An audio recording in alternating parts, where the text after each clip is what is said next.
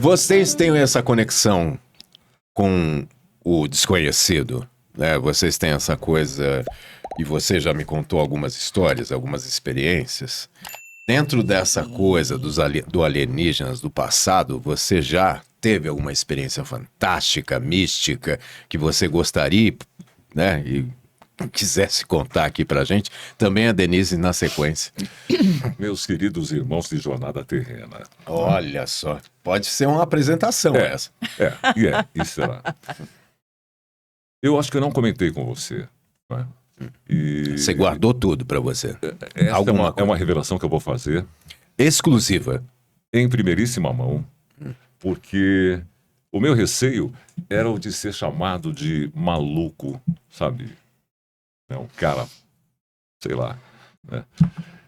Até pelos meus próprios amigos mais íntimos. A minha educação foi muito rígida. A minha mãe era paraguaia, filha de espanhola com paraguaio, e me criou ali, sob rédeas. Né? Então eu cresci sem falar palavrão. Tanto que quando eu participei do FDP da HBO, uma participação muito, muito especial, eu fui aprovado no teste, e teve lá uma cena dos 8 episódios dos quais eu participei, não é? Para introduzir a Cris Couto, que fez a Fazendinha, é atriz, enfim, acho que todos a conhecem, não é? Eu precisava passar por um corredor com o meu assistente e dizer uma série de palavrões, não é? E a minha mãe jamais me permitiu falar sequer pô. Pô para ela já era palavrão. Então eu cresci sem falar palavrão. A abreviação de porra. E segundo segundo os diretores, né? Eram 4 diretores, um deles o dono da Pródigo Filmes. Segundo eles, os diretores, eu me saí bem em todas as cenas. Mas na cena em que eu precisava, conversando com o meu assistente, falar uma série de palavrões, né? Pô, né? Vai tomar, aquelas coisas todas que você já conhece melhor do que eu, não é? Eu não conseguia, não saía natural. E agora a revelação. Tan, tan, tan, tan. Atenção, senhores macacos, prestem bem atenção.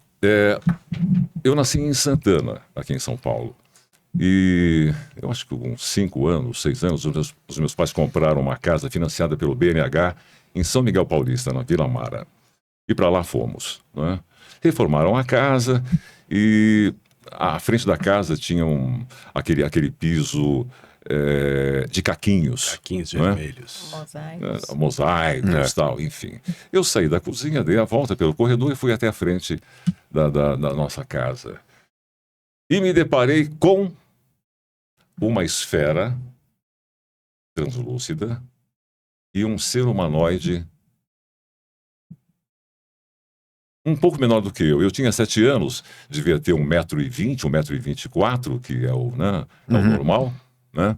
E essa esfera tinha mais ou menos o meu tamanho. E ela estava próxima ao muro, onde os vizinhos não conseguiam ver, né? Nem o mar do Manabo e do Tetsu, que ficavam em frente à nossa casa, 2 amigos meus, né? Filhos do seu Suzuki e da Dona Maria. Né? No Brasil era comum, o japonês vinha para cá e o nome da mãe dos meus amigos era Maria e o pai Suzuki. Né? Então era o Manabo e o Tetsu, que tinham um bar em frente. Mas de qualquer lugar não dava para ver essa esfera. Somente eu via a esfera, mas eu fiquei tão estarrecido. Ela estava parada. Parada, flutuando. Né?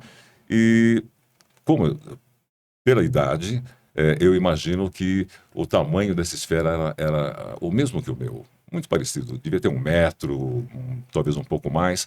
E esse ser humanoide era calvo. Não é como os Greys que a gente vê, sabe, nos filmes. Ele era calvo, estava uniformizado, a cor era caqui, que eu me lembro, ele era mais ou menos caqui, e apenas sentado em uma poltrona. Eu não vi instrumentos, e também nem tinha essa consciência de instrumentos, né, ou como se conduz um avião, uma nave, né? E isso me chamou a atenção, porque eu fiquei ali de olho no olho dele, parado, e eu percebi aquele semblante sereno, tranquilo, né? E ficamos ali por alguns minutos, não sei precisar quanto tempo ficamos ali olhando um para o outro.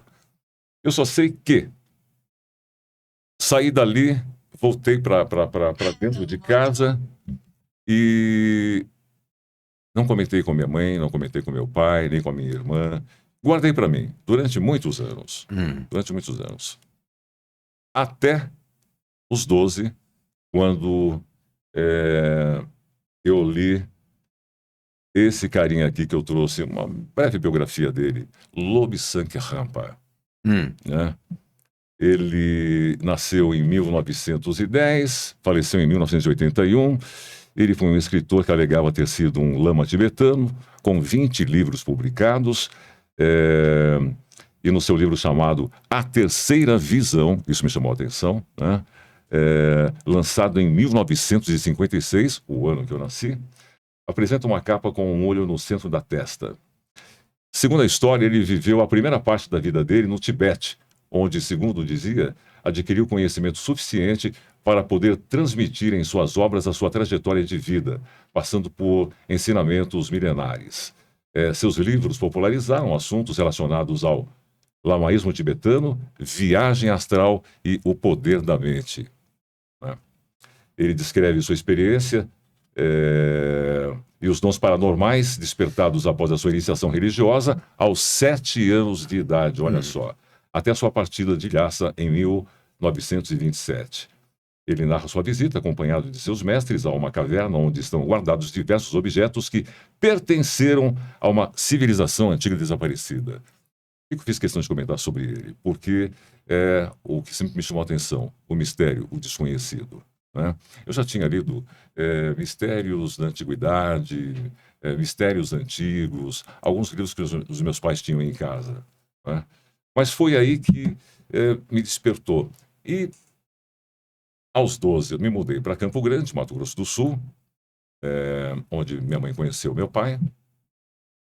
Ali fiz amizade com um pessoal espírita. Não é? E aí começamos a conversar sobre Lobsang Rampa, sobre outros autores. Né? Os pais dele eram espíritas. E daí eu comentei a minha experiência. E aí nós fizemos uma experiência que consta do livro do Lobsang Rampa, nesse A Terceira Visão. Não é? Que era o sair do corpo através do poder da mente. Fazer uma transposição, uma projeção astral. Né? Combinamos um dia, um horário, né? Fomos para a cama, ele na casa dele, eu na minha, e, acredite se quiserem, nos encontramos no meio do condomínio onde morávamos. Durante o sono? Durante o sono. Foi uma experiência fantástica. Né?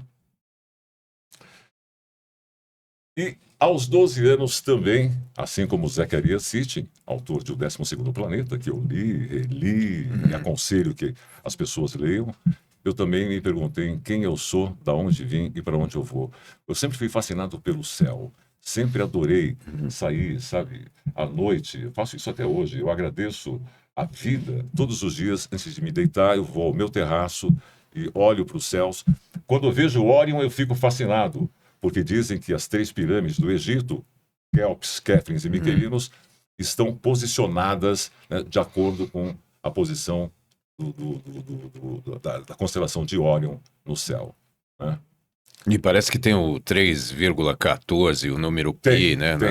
Tem. O Pi isso ali. Né? Eu tenho também aqui a base multiplicada pela altura, te dá distâncias, enfim. Toda a pirâmide é cheia de enigmas. Sim, sim. Dizem até que em uma das paredes da pirâmide de Kelps tem um dos salmos, né, escritos em hieróglifos. Né? E isso me chamou a atenção também, porque depois eu fui conferir na Bíblia e era tal qual estava lá na tradução. Né? Então eu sempre curti esse tipo de papo, sabe? Outras dimensões, outros mundos. Né? Por isso que eu falei que eu sou um ser humano, né? Porque eu nasci aqui na Terra, mas eu tenho a impressão de que eu vim de algum lugar. Acho que todo mundo veio. Eu sinto saudade, sabe? Porque quando eu olho para o céu, eu me pergunto, de onde eu vim? Para onde eu vou?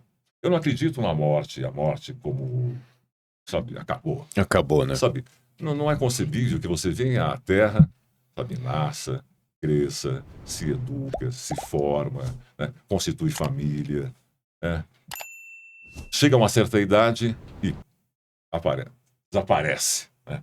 Como que do nada, como se nunca tivesse existido. Exatamente. Você pode deixar um legado, pode deixar marcas, né? Mas você morre. Eu acredito que a vida é muito mais do que a gente imagina. Ela vai muito além da nossa compreensão. Esse aqui foi mais um corte do canal de cortes do Macaco Neutro Podcast. Um oferecimento de Viva Pop. Use o cupom do Macaco Neutro e ganhe 20% de desconto na sua Viva Pop. Agora clica nesse link abaixo para assistir, porque esse episódio tá maravilhoso. Novas entrevistas todas as semanas. Não deixa de seguir e se inscreva no canal.